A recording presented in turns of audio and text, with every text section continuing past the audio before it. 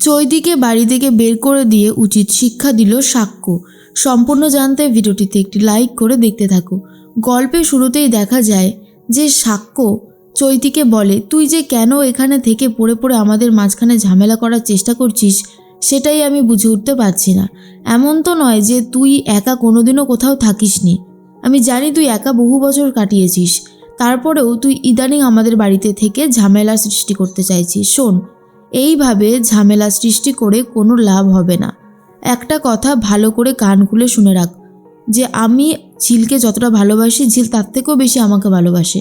তাই আমাদের মাঝখানে যদি ঝামেলা করতে আসিস তার ফল যে খুব একটা ভালো হবে না সেটা হয়তো তুই এখনও বুঝে উঠতে পারিসনি। কি জানিস তো, মানুষ অনেক দিন ধরে চেষ্টা করতে থাকে যেটা তুই করছিস, তবে লাভ নেই। পারবি না আমাদের মাঝখানে ঢুকে ঝামেলা সৃষ্টি করতে। তখনই দাদুভাই বলে, শোনো চৈতি, তুমি তো আমার নাতনিরই মতন, তোমাকে একটা কথা বলি, ঝামেলা টামেলা আর করো না। সাক্ষ্য আর ঝিলকে ভালো থাকতে দাও। তুমিও তোমার নিজস্ব জীবনসঙ্গী খুঁজে বার করার চেষ্টা করো, তারপর বিয়ে করে সুখে শান্তিতে সংসার করো। সাক্ষ্যর জীবনটা, ঝিলের জীবনটা নষ্ট করে কি সত্যি তুমি কোনো লাভ পাবে?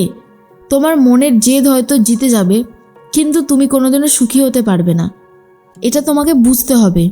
এরপরেই তখন চৈতি বলে, দাদুভাই তুমি এসব কি কথা বলছো? আমি শুধু চাইছি তোমার সেবা করতে এই বাড়িতে থেকে, আর সেটার জন্য কি আমি খুব অন্যায় করে ফেললাম? তখন ঠাম্মি বলেন, না চৈতি, তোমার বুঝতে কোথাও একটা ভুল হচ্ছে।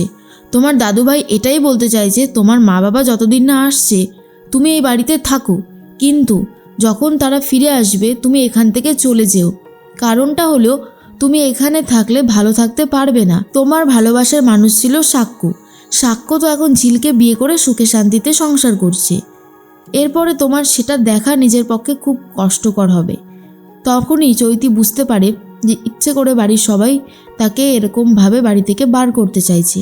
ঝিল তখন বলে, দেখলে তো চৈতিদি, তোমাকে বারবার করে বলছি কিন্তু তুমি শুনতে চাইছো না।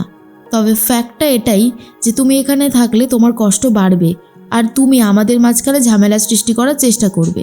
তুমি তো দাদুভাইকে ভুল ওষুধ খাওয়াবে, তার দোষটা আমার ঘাড়ে দেবে, এমনই তো প্ল্যান করেছিলে।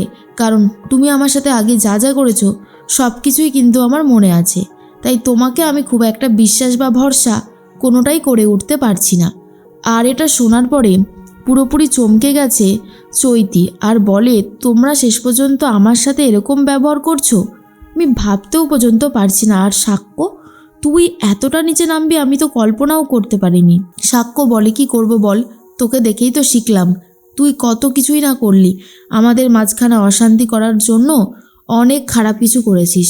তাই আমার মনে হয় তোর এই বাড়িতে থাকাটা মোটেও সেফ নয়, তুই দয়া করে এখান থেকে চলে যা। এর মধ্যেই তখনই সাক্ষ্যর মা বলে, আজকাল তুমি সাক্ষ্য মানুষকে অপমান করতে ছাড়ছো না, আমাকেও অপমান করছো, আবার চৈতিকেও। তখনই ঝিল বলে, মা তুমি শুধু শুধু অপমানটা নিজের গায়ে টানছো।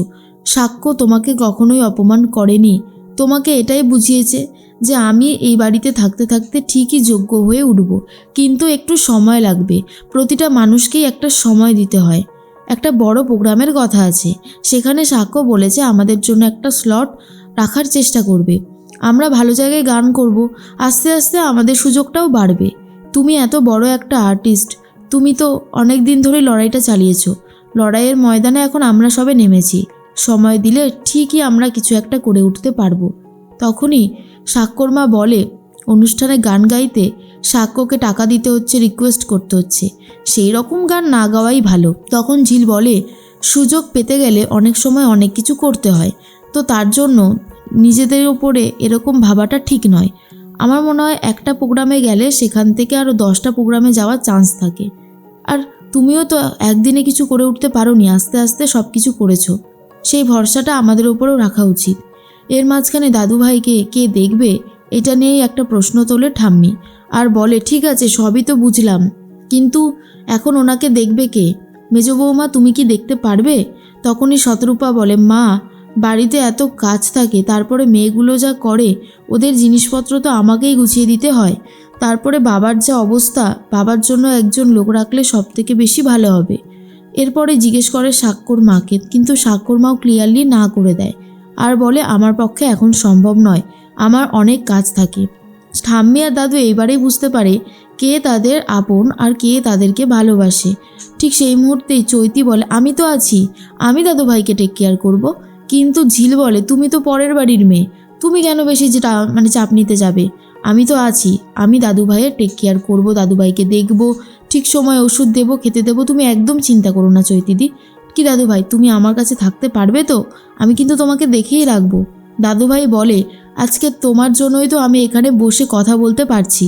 ঠিক সময় ঠিক জিনিসটা যদি তুমি না করতে, তাহলে অনেকক্ষণ আগেই আমি এই পৃথিবী থেকে চলে যেতাম। তখন ঝিল বলে, এসব কথা একদম বলবে না, তুমি আমার জন্য না, তোমার নিজের জন্যই দাঁড়িয়ে আছো। একটা কথা কি বলো তো, ভগবান চাইলে সব কিছু সম্ভব। এরপরেই ঝিল দাদুভাইকে দেখবে বলে ঠাম্মিও খুশি হয়, আর সাক্ষ্য আর ঝিল দুজন মিলে দাদুকে নিয়ে উপরে যায়। কিন্তু চৈতিকে সাক্ষ্য বলে বেরিয়ে যেতে। সাক্ষ্যর এই কথা শুনে চৈতি ভাবে, আজ তুই আমাকে এইভাবে অপমান করলি তো সাক্ষ্য, এর বদলা আমি নেবই নেব।